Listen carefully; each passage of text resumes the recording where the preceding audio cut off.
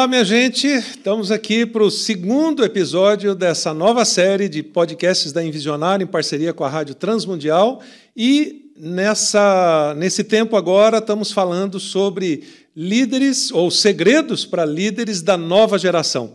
Como eu mencionei no primeiro episódio, a gente tem uma nova geração de líderes sendo levantada por Deus e eu observo que tem muitos princípios que a minha geração aprendeu quando a gente liderou jovens e nova geração que podem ser transferidos para qualquer tempo, qualquer época, e o objetivo dessa série é exatamente esse. Eu estou me inspirando no primeiro livro que eu fiz, que é exatamente os 50 Segredos para o Líder, e nesse livro eu retrato um pouco do que eu aprendi na época sobre ministério com jovens, na organização que a gente liderava, eu e a Raquel, e ao longo do tempo eu fui fazendo, obviamente, atualizações disso, mas são princípios que se aplicam a qualquer tempo e qualquer geração. E hoje eu queria trabalhar um pouquinho um segundo princípio, que é lidere para apenas uma pessoa. Quando a gente pensa nisso, você lidera para muita gente ou você lidera apenas para uma pessoa? O que realmente importa quando a gente lidera no reino de Deus? Bom, para trabalhar um pouquinho esse tema, eu queria ilustrar para você aquilo que, para mim, foi um aprendizado incrível logo cedo, que tem a ver com o nosso relacionamento com Deus. Eu sei que muita gente tem uma consciência clara do seu chamado, seja ministerial, pastoral, ou mesmo que você basicamente seja um líder de adolescentes ou jovens na igreja, sem necessariamente ser um pastor. E na medida em que a sua atuação, o seu ministério vai crescendo, novas oportunidades vão surgindo, me parece que a gente vai perdendo um pouco a noção de um relacionamento que a gente precisa ter com quem chamou a gente, que precisa ser o principal. É exatamente o relacionamento com Deus. Um tema que perpassa gerações, décadas, séculos, e que os líderes, sejam de jovens, seja em qualquer outra fase da vida, que perdem esse referencial, eles acabam comprometendo a sua liderança. Então, eu queria que você entendesse que o relacionamento com Deus sempre foi e sempre será o maior requisito para um líder, especialmente de nova geração, que tem tantas pressões, tantos desafios, tantas coisas que precisam ser superadas. O relacionamento com Deus não é um apêndice. E eu observo que se na nossa época a gente tinha uma lista de atividades imensa, a gente corria para lá e para cá, hoje muito mais. Parece que a gente realmente era um fusquinha lá que nem conseguia andar direito perto da velocidade com que os líderes de nova geração atuam hoje, sejam pastores, pastores de jovens, líderes de jovens, etc. E isso pode ser o risco. A nossa agenda entupida de coisas, a correria, o querer fazer 5 coisas ao mesmo tempo, é aquilo que pode mais interferir no nosso relacionamento com Deus. E se a gente olha, por exemplo, na Bíblia, alguns personagens que Deus chamou muito jovens, a gente vai observar que o que manteve eles ao longo do tempo, o que fez com que eles superassem crises, décadas de atuação, foi exatamente o relacionamento com Deus. O relacionamento com Deus é como essa água que abastece a nossa vida. Eu, por natureza, posso ficar uns 2 ou 3 dias sem tomar água, mas meu corpo não concorda com isso, e alguma hora ele vai gritar. O relacionamento com Deus, por exemplo, para José do Egito, foi aquilo que fez com que ele, dos 17 aos 30 anos de idade, passasse crises incríveis, mas fosse preparado para liderar depois uma nação e um povo escolhido de Deus. Davi, os momentos em que Davi arrefeceu, diminuiu o seu relacionamento com Deus, foram os momentos em que ele mais correu risco, pisou na bola e cometeu coisas erradas, incríveis, pecados incríveis, que afetaram a sua vida e a sua liderança. Esther, nos momentos mais difíceis de decisões na Bíblia, como uma rainha que precisava salvar seu povo, Foi o relacionamento com Deus que fez com que aquilo pautasse a vida dela. Os 12, todos muito jovens e sem experiência. Foi o relacionamento com Deus, o relacionamento com Jesus, que fez com que eles definissem o rumo das suas vidas. Bom, então veja só, se a gente colocasse isso num tipo de um gráfico ou num desenho, a gente poderia usar inicialmente 3 grandes palavras. Todos nós que lideramos temos um chamado. A nossa trajetória, na verdade, começa por um chamado. Eu lembro que eu tive 2 etapas desse chamado. A primeira, ainda na adolescência, quando Deus usou um homem chamado Joel, ele é um pastor hoje bem idoso, para, sem me conhecer, me despertar para a liderança. Naquele dia, eu cheguei na minha igreja, reuni os adolescentes e comecei a liderar os adolescentes. Uns 2 ou 3 anos depois, Deus me deu aquele chamado irresistível para me envolver com o ministério. Eu tinha 17 anos na época. E dali para cá eu nunca mais parei nesse envolvimento. Então, tudo começa com um chamado. Ao mesmo tempo, parece que Deus coloca uma paixão no nosso coração. A minha paixão é liderança, por isso eu estou dedicando esse tempo aqui com vocês. A paixão de outros é ajudar as crianças carentes, ou pessoas desabrigadas, ou liderar igrejas, ou pastorear pessoas, ou ser missionários em lugares de risco, ou serem médicos, advogados, pessoas que vão lutar pela justiça, forças de segurança, enfim. Temos dezenas de tipos de atividades que surgem de uma paixão. Deus coloca aquela paixão no seu coração por fazer algo por um grupo de pessoas ou por uma causa. E aí parece que Deus depois dá uma visão para você executar, como deu para José do Egito, como deu para Esther, como deu para os 12, para levarem o evangelho para o mundo todo, seguirem Jesus, serem seus discípulos e levar o evangelho para o mundo todo.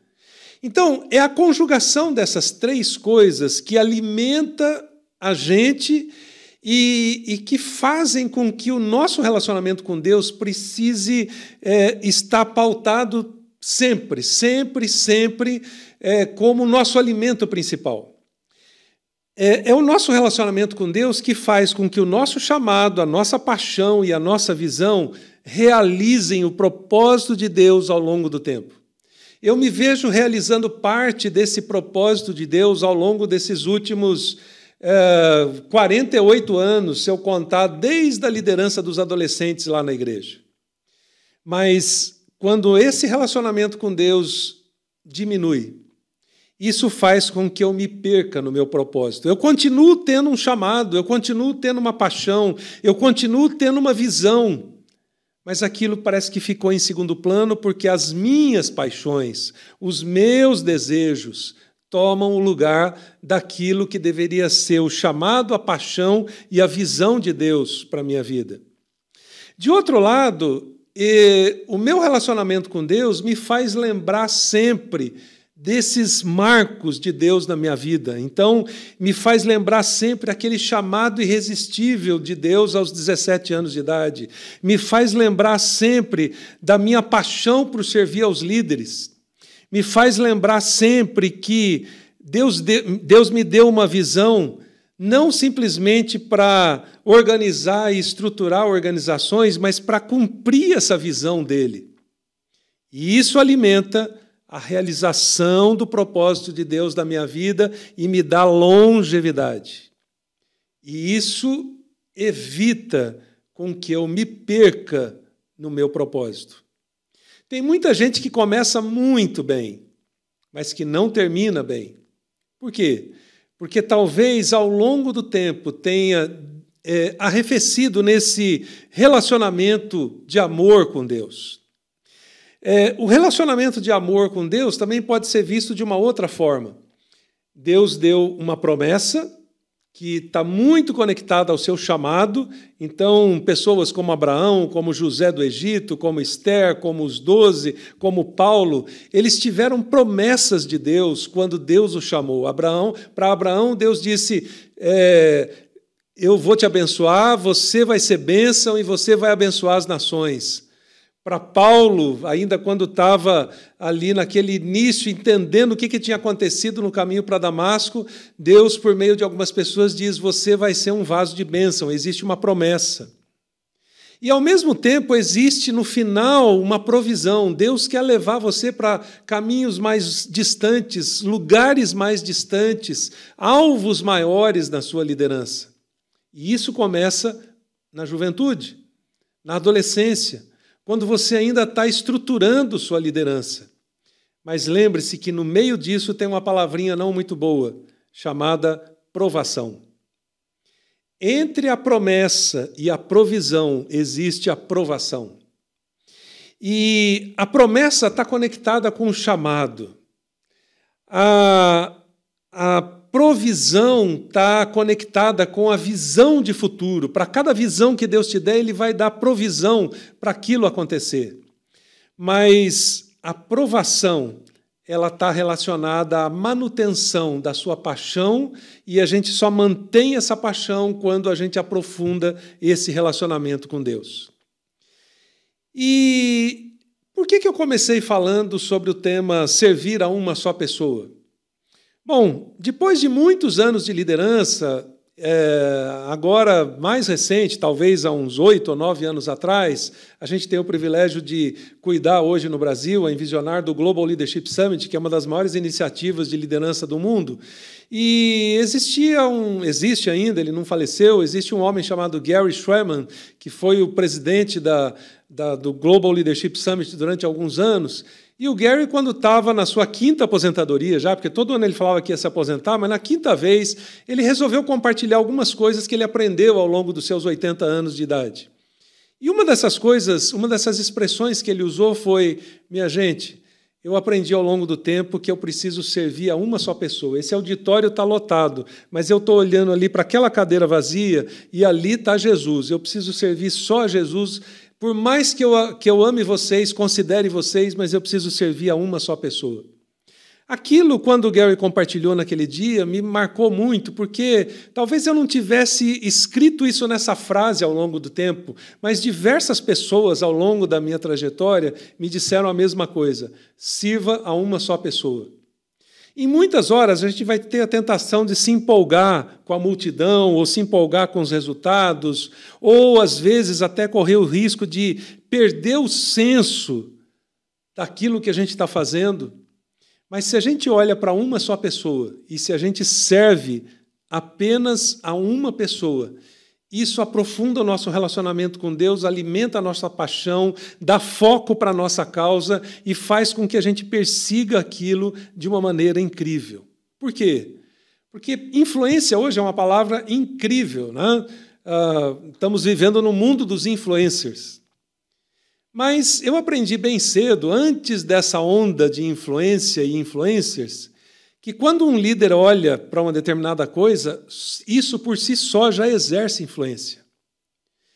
E o que isso tem a ver aqui? Bom, tem a ver com o fato de que você precisa se perguntar se você exerce influência por causa do cargo que você ocupa ou por causa da autoridade que você transmite por meio da sua vida para outros. E você só pode transmitir essa autoridade quando a coisa mais importante é o seu relacionamento com Deus e é você servir a uma só pessoa. Aquilo ser o motivo principal pelo qual você está liderando e levando as coisas adiante e desenvolvendo organizações, influenciando pessoas. Bom, perceba então que o relacionamento com Deus, ele precisa pautar tudo na minha liderança. E, como eu disse, esse é um princípio de 40 anos atrás, de 100 anos atrás, de 1000 anos atrás, que se aplica para você, que é líder da nova geração. Você quer continuar influenciando? Com certeza, sim. Você quer continuar aprendendo? Depende do seu relacionamento com Deus. Você quer acreditar e trabalhar para uma só pessoa? Ou você está se empolgando com a multidão, as pessoas que estão te seguindo, o número de pessoas que te seguem nas redes sociais e assim por diante? Bom, tenha sempre em mente o seguinte: você consegue se fixar, ou você deveria fazer essa pergunta, você consegue se fixar em servir a uma só pessoa em tudo que você fizer, e não se iludir com a multidão ou com os resultados? Eu diria que esse é um tremendo desafio para todos vocês que são líderes de nova geração. E eu espero que vocês entendam isso, vivam isso, para que daqui 40 ou 50 anos vocês também possam influenciar outros da mesma forma.